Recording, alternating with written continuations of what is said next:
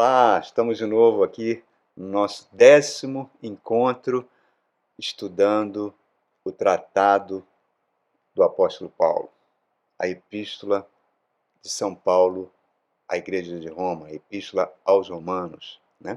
Estamos aqui na metadezinha do capítulo 3.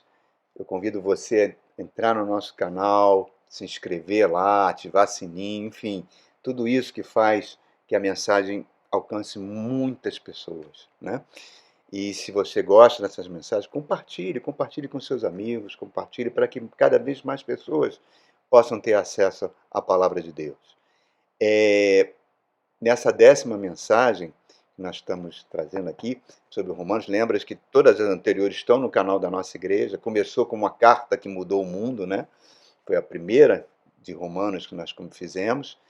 E hoje nós vamos falar um título muito simples: Somos peregrinos aqui, né? Eu convido você a abrir a sua Bíblia na Epístola aos Romanos, capítulo 3, a partir do verso 9. Diz assim: que concluiremos então? Estamos em posição de vantagem? Não. Já demonstramos que tanto judeus quanto gentios estão debaixo do pecado. Como está escrito, não há nenhum justo, nenhum sequer. Não há ninguém que entenda, ninguém que busca Deus. Todos se desviaram, tornaram-se juntamente inúteis. Não há ninguém que faça o bem, não há nenhum sequer. Suas gargantas são túmulos abertos, com as suas línguas enganam. Veneno de serpentes está em seus lábios. Suas bocas estão cheias de maldição e amargura. Seus pés são ligeiros para derramar sangue. Ruína e miséria marcam os seus caminhos, e não conhece o caminho da paz. Não há temor de Deus diante dos seus olhos. Texto forte, né? Que o apóstolo está trazendo aqui para nós. Então, nós começamos essa meditação falando que não existe pessoas privilegiadas para Deus. Não existe pessoas, por eu ser um evangélico, por eu ser um budista, por eu ser um católico, enfim, não. Eu sou um judeu? Não. Romanos está dizendo para nós que todos pecaram. Todos foram destituídos da glória de Deus. Deus não faz acepção de pessoas, né?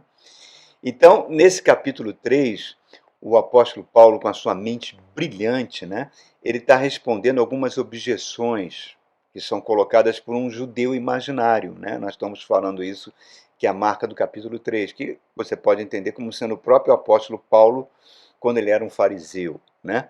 Então, ele responde essas objeções, mesmo que elas sejam as mais absurdas possíveis, né? Por que são absurdas? Porque elas questionam o caráter de Deus. E aí a gente vê a beleza desse texto do apóstolo Paulo, porque é um modelo de como deve ser uma pregação cristã. O que é uma pregação cristã? A pregação do evangelho deve ser, primeiro, ela tem que ser apologética, né? Ela tem que defender os valores do evangelho. E segundo, ela tem que ser dialogal. Ela é dialogal, ela conversa, ela estabelece diálogos com as pessoas que não conhecem Cristo, ou que conhecem Cristo de uma forma que não deveria, que não é como o evangelho preceitua. Então ela é aberta ao diálogo. Isso é coisa... Romanos ensina isso para a gente. E aqui no capítulo 3, ele está chegando ao fim de uma longa argumentação que ele começou lá no capítulo 1. No capítulo 1, do verso 18 ao 32, ele faz uma radiografia da humanidade, da sua época, que continua a mesma, mostrando como ela se degenerou e como ela se depravou. Do capítulo 2, do 1 ao verso 6, ele condena de forma muito incisiva, como o Senhor Jesus fez durante seu ministério, a hipocrisia das pessoas que se diziam moralistas e religiosas, justiça. Ele trata da arrogância dos judeus que se achavam luz do mundo, mas não, que tinham a lei de Deus como bússola, mas não seguiam essa lei. Depois da metade do capítulo até o final, ele vai falar sobre o juízo de Deus para toda a humanidade. Isso gerou pelo menos 3 vídeos para você assistir aí, né? como é importante. E no capítulo 3 ele vem com essa figura desse estilo que a gente chama de diatribite, né? De trazer um judeu imaginário que vai fazer basicamente 4 objeções. E o apóstolo responde elas de forma brilhante, né? Ele fala, o judeu está falando, mas espera aí, nós temos a lei de Moisés, nós temos a circuncisão, que é um sinal da aliança, e eu pertenço ao povo de Deus, eu sou judeu, né? Eles questionavam Jesus muito isso, né? Dizendo que eram filhos de Abraão.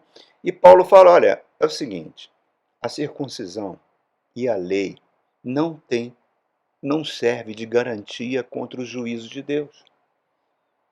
Porque nenhum ser humano consegue cumprir a lei. Então, a lei, como o Romano está mostrando, ela simplesmente trouxe aquele poder que tem dentro do ser humano, que é o pecado, que impede que a lei seja cumprida. Né?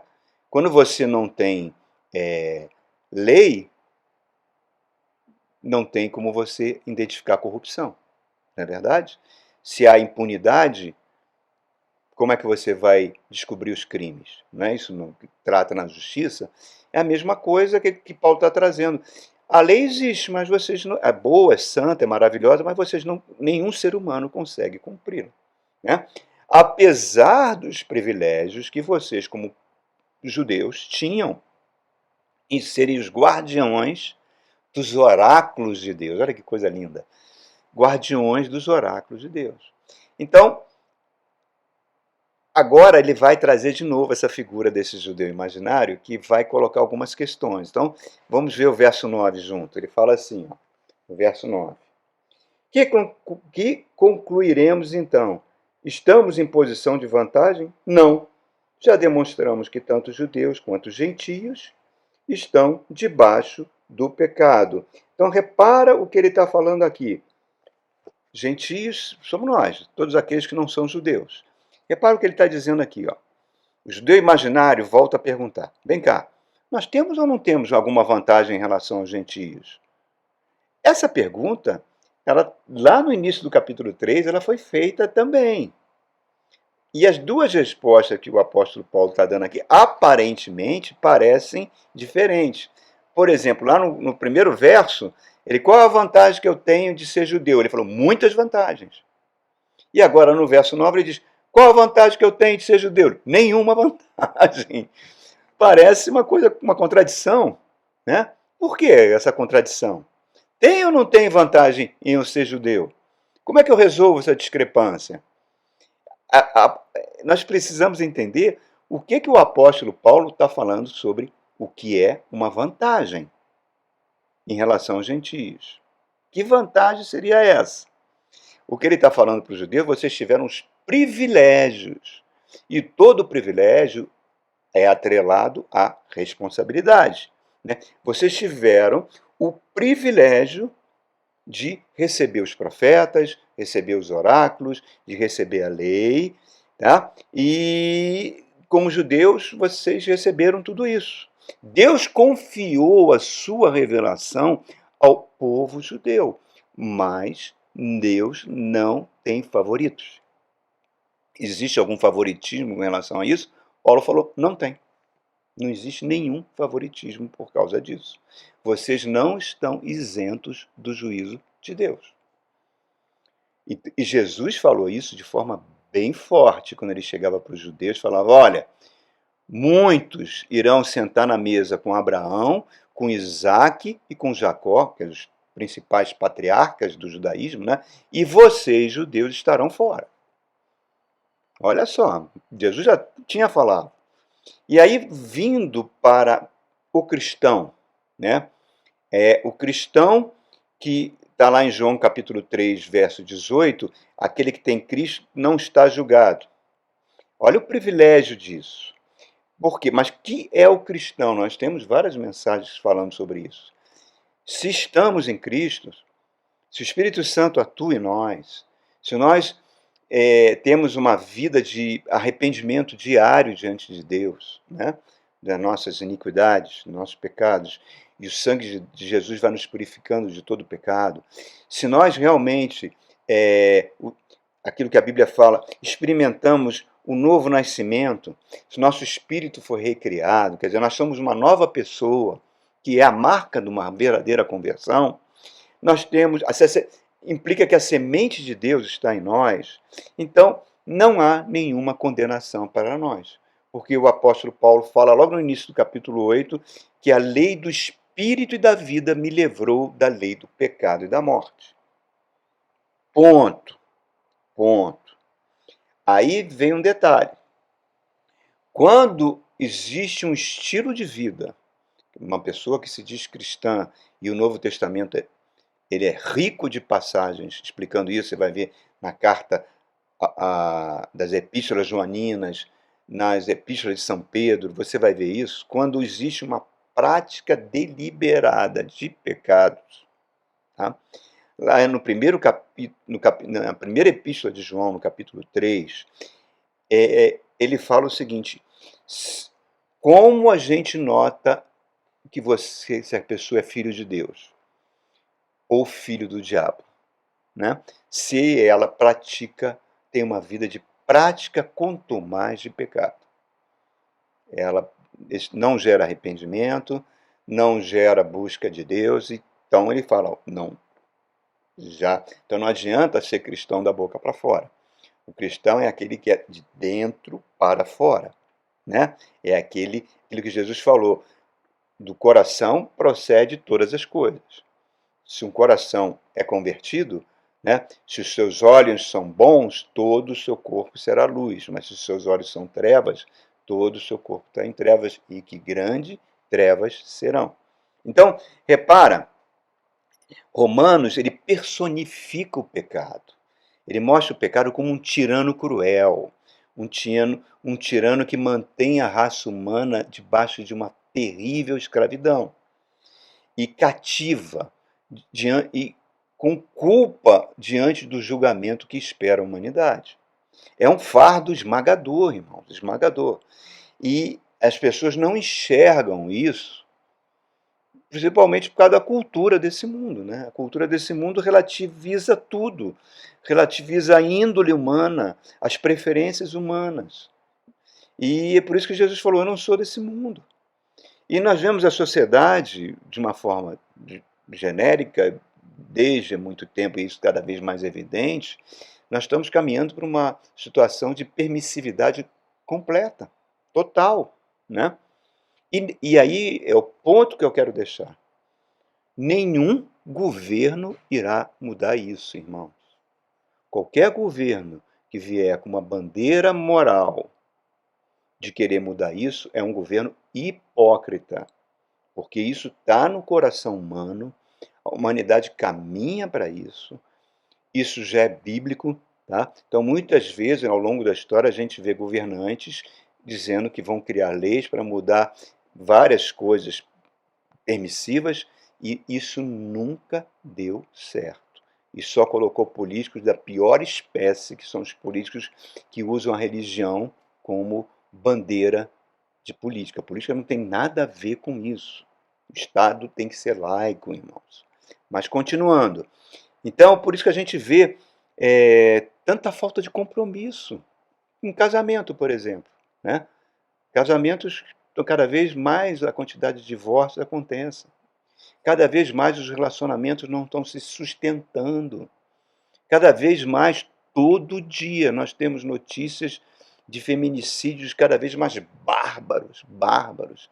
Pessoas que eram réus primários, que nunca cometeram um crime, de repente mata a mulher, a esposa, a companheira de forma bárbara. Os pais parece que não sabem mais passar princípios morais, éticos, cristãos para os seus filhos. Querem terceirizar, acham que a igreja tem que fazer isso, que a professora da escola tem que fazer isso. Não, isso tem que começar dentro de casa, irmãos, com os pais. Lares que viram motéis, né? Que filhos levam namorada e têm relações dentro da casa dos pais, porque os pais dizem que não tem nada demais. Porque lá fora tem violência. Não, e a gente não vai disciplinando os nossos filhos, que crescem achando que a disciplina vai se encaixar quando eles estiverem mais maduros. Não, ela simplesmente, isso é uma grande mentira, simplesmente se tornarão adultos desequilibrados e doentes. Toda criança ama em ser disciplinada. Ela clama por disciplina, irmãos. Clama por disciplina. Tem um filme brasileiro muito interessante chamado Meu Nome é Johnny, né? Onde ele era um filho morava em Ipanema, num bairro classe alta do Rio de Janeiro. Os pais tinham muita posição social e ele cresceu sem regras, se tornou um dos principais traficantes de drogas do Rio de Janeiro, né?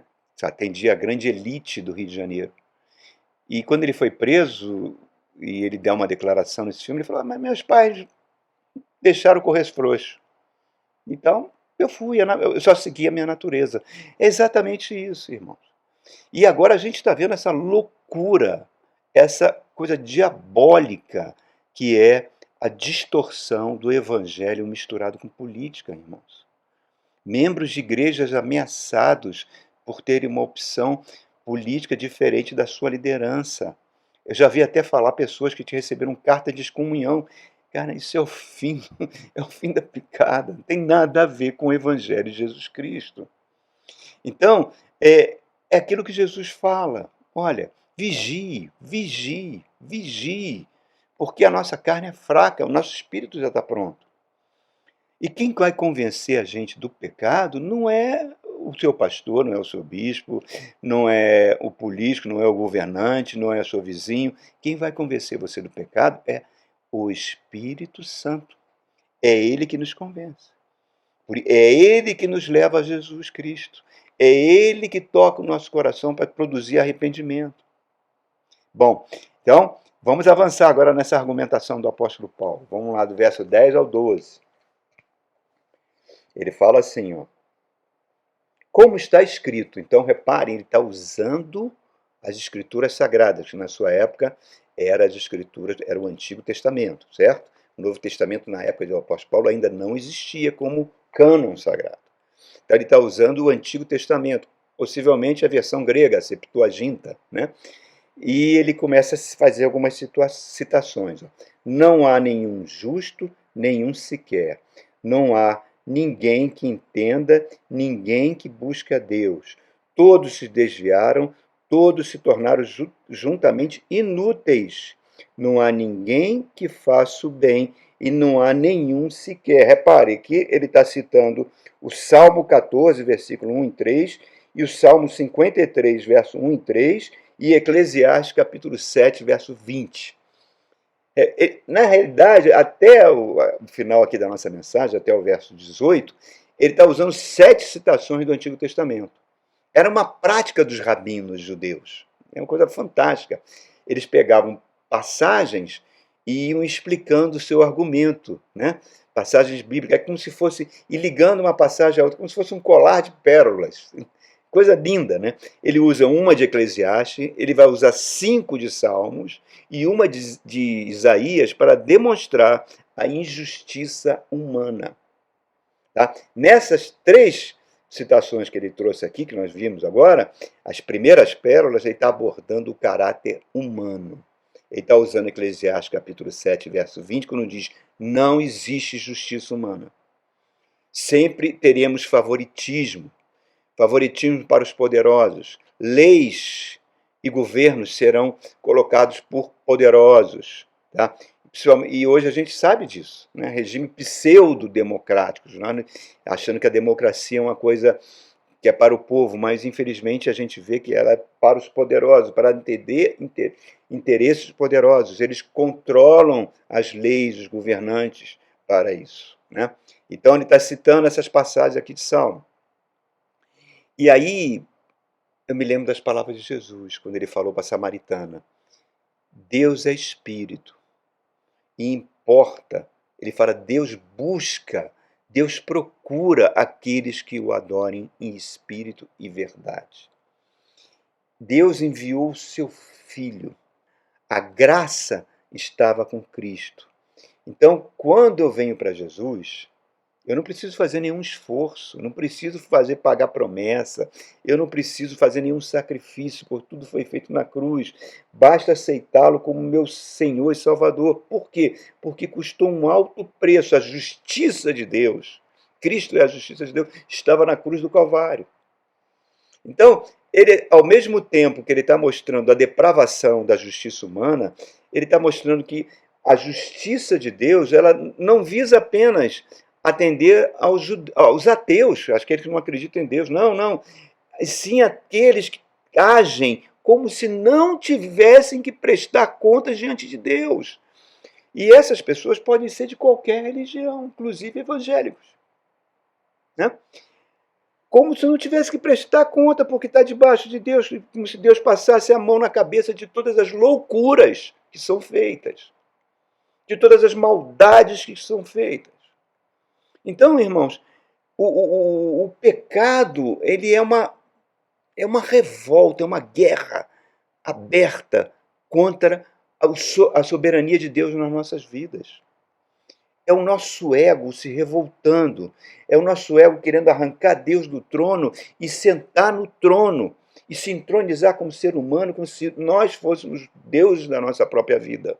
É a base do humanismo, é a base do iluminismo, essa autodeidificação do ser humano. Então, queridos, é a serpente no Éden que chega para o casal e pergunta: vocês querem ser igual a Deus? O que o casal responde? Queremos. Claro que queremos. Então, o caráter humano está completamente distorcido por causa do pecado. E agora ele avança mais. 13 a 17, ele continua. Suas gargantas são túmulos abertos, suas línguas engano, veneno de serpente está em seus lábios. Quer dizer, aqui ele está citando Salmo 143. Suas bocas estão cheias de maldição e amargura. Ele está citando Salmo 10, verso 7. Seus pés estão ligeiros para derramar sangue. Ruína e miséria marcam seus caminhos e não conhecem o caminho da paz. Ele está citando Isaías, capítulo 59, versos 7 e 8. Reparem, o que ele está trazendo aqui para a gente? 5 pérolas falando do pecado na conduta humana. 13, 14, ele está dizendo, atua na língua, atua na palavra que é proferida. Salmo 5.9 fala isso de uma forma fantástica. Língua é um veneno poderoso. E hoje nós estamos vivendo isso. Nós temos uma indústria poderosíssima e eficaz para produzir fake news. Robôs, algoritmos invadindo as redes sociais, as pessoas são bombardeadas diariamente com mentiras. Então, isso atua no imaginário, no inconsciente do povo. Sempre foi assim. Goebbels, ministro de Hitler, o ministro da propaganda, falava: se você repetir uma mentira muitas vezes, ela vira uma verdade. Euclides da Cunha, no livro Os Sertões, quando o povo todo foi mobilizado e deu de ouro, as pessoas davam brincos, davam tudo para destruir Canudos, porque foi dito que Canudos queria se separar do Brasil. Então, sempre teve essa mensagem, a mensagem da mentira, porque ela desperta o que é de pior dentro do ser humano. É aquela multidão que foi bombardeada por fake news, que preferiu Barrabás a Jesus Cristo. Então, irmãos, cuidado.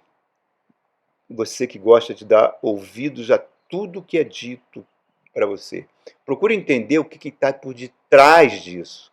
Por que o bombardeio? Qual é a motivação que existe por detrás? Sempre, sempre, irmãos, tem motivação.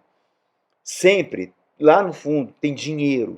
A busca pelo dinheiro, pela grana, sempre tem. Ou ela vem de países de fora, ou vem de dentro. Enfim, a gente tem que ser pessoa que volte a pensar, que volte a equilibrar. E maldito é o homem que confia no homem. Jeremias já falou isso.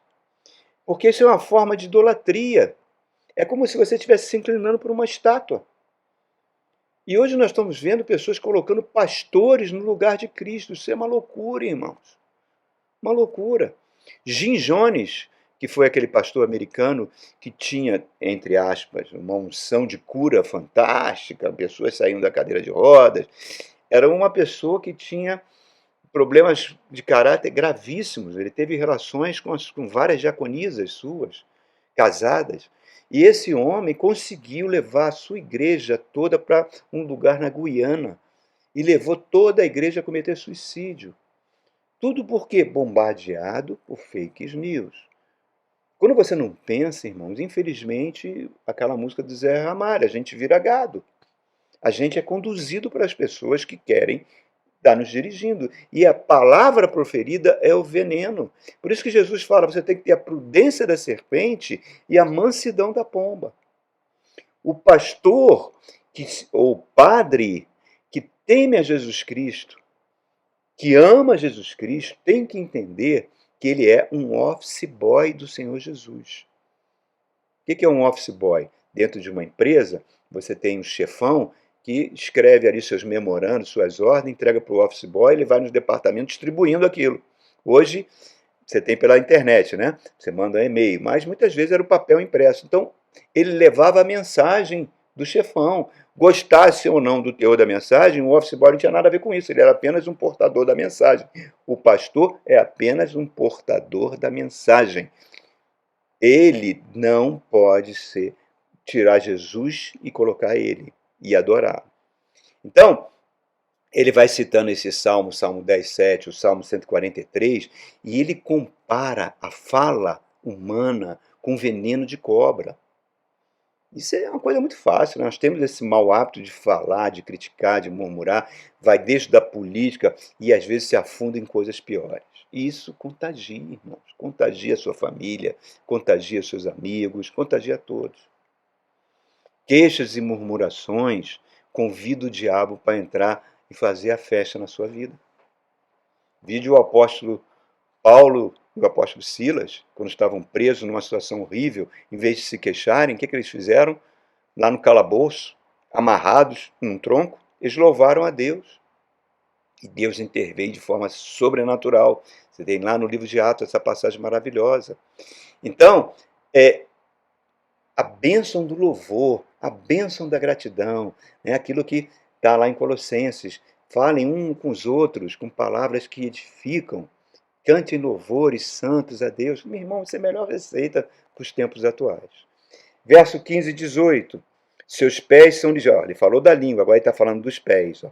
Ligeiros para derramar sangue, ruína e miséria marcam os seus caminhos e não conhece o caminho da paz. Não há temor de Deus diante dos seus olhos. Está citando Isaías, está citando Provérbio 1,16. O pecado da ação. Pés que correm para fazer violência. Me lembro que na escola bíblica infantil, as criancinhas tinham Provérbios 6, 16, 19, as coisas que Deus detesta, né? Língua que fala maldade, olhos que veem o mal, ouvidos que ouvem fofoca, e várias coisas, pés que correm para fazer o mal. As criancinhas faziam todo um trabalho corporal com as mãozinhas, mostrando as 6 ações que o Senhor aborrece e a 7ª que ele detesta. Quer saber? Leia depois Provérbios 6, do verso 16 a 19. Que é a realidade dos evangélicos no Brasil hoje. Os evangélicos no Brasil estão fazendo coisas que Deus detesta. No verso 17, ele está falando, vocês desconhecem o caminho da paz. A guerra, meu irmão, sempre foi a solução do mundo para desemprego em massa. E os desempregos em massa só existem por causa da ganância humana, né? Que concentra a renda. Ah, o comunismo foi a resposta disso. Não, o comunismo falhou. Falhou por quê? Porque ele não considerou o pecado no homem. Né? Toda essa filosofia que é criada humana, ela desconsidera isso. E sempre está tendendo a falhar. É apenas o evangelho que nos liberta. Irmão. No verso 18, ele está falando, gera cobiça. Né? É fonte de trevas. Olha que coisa fantástica. É a fonte do pecado. Ele está citando o Salmo 36:1. Lloyd Jones, o grande teólogo inglês, ele falava: o homem mais nobre, o homem mais instruído, o filantropo, o idealista, aquela pessoa que é um pensador fantástico, não consegue resistir à lei de Deus. Por quê? Porque dentro desse homem tem algo que impede ele de cumpri-la. Por mais que o homem desenvolva. No passado, as pestes dizimavam grande parte da humanidade, né? A vida era de menor duração. A ciência prolongou a vida, né? Remédios. A psiquiatria desenvolveu drogas para evitar depressões, síndromes, sofrimentos psíquicos. Mas mesmo assim, irmão, o ser humano tem piorado. Qual é a causa? A causa que Jesus falou, a diminuição do amor. Você tenta imaginar a samaritana que entrou lá em Samaria gritando: olha, vem ver o Messias, vem ver o Messias. Todo mundo foi. Imagina hoje no seu bairro se uma mulher entrasse aí na sua quadra, na sua rua, gritando, e iam prendê-la. As pessoas não têm mais aquela sede de Deus, irmãos. Então, nós estamos cada vez vendo concentração de riqueza, nós estamos caminhando para um caos moral. Desculpe eu ser pessimista. Então, o cristão ele tem que andar na contramão disso. O cristão tem que andar na contramão disso, irmão. Tem que andar. Mesmo que ele passe por lutas, mesmo que ele passe por sofrimentos, ele sabe que Deus vai estar sempre fortalecendo e ele vai crescendo. Aí é a razão da nossa fé. Então, irmãos, entenda. Aí agora que eu vou vir ao título da mensagem. Farei isso tudo para dizer o título. Somos peregrinos nesse mundo. Não somos daqui. Nós somos um ET, né? Peregrinos nesse mundo. Não pertence a esse mundo. Essa é a minha grande esperança, irmãos. Aproxima-se o dia que eu vou ter um encontro com o Senhor Jesus. Aproxima esse dia e como nós devemos ansiar por esse dia. Maranata, vem, Senhor Jesus. Que a gente precisa cada vez mais ser transformado, cada vez mais se aproximar da imagem do Filho de Deus, permitir que o Espírito Santo nos trabalhe, de dentro para fora, meu irmão, e não permitir que o que vem de fora, que entra pelos seus ouvidos, venha fazer a sua cabeça. Amém, queridos? Amém. Deus te abençoe. Lembre-se, você é um peregrino nesse lugar. Essa terra não pertence a você, não. Que Deus te abençoe, irmão. Ricamente. Amém?